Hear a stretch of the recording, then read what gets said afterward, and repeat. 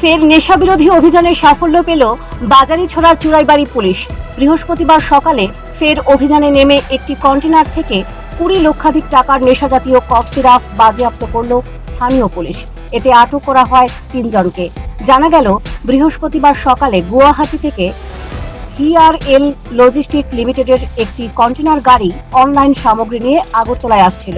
চুরাইবাড়ি ওয়াচপোস্টে পৌঁছলেই গাড়িটিতে যথারীতি দলবল নিয়ে তল্লাশি চালালো গেট ইনচার্জ প্রণব মিলি। এতে বিভিন্ন সামগ্রীর আড়াল থেকে 14 কার্টুনে 150 বোতল করে 2100 বোতল নেশাজাতীয় কফ সিরাপ উদ্ধার হয়, যার কালো বাজারি মূল্য 20 লক্ষাধিক টাকার মতো হবে। এতে আটক করা হয় চালক সহ 3 জনকে। ধৃতরা হলেন গম্ভীর সিং, কুলদীপ যাদব ও সন্তোষ যাদব। এদের সবার বাড়ি উত্তরপ্রদেশে। পুলিশ ধৃতদের বিরুদ্ধে এনডিপিএস ধারায় মামলা হাতে নিয়ে তদন্ত শুরু করেছে। Bureau report, news prime Tripura.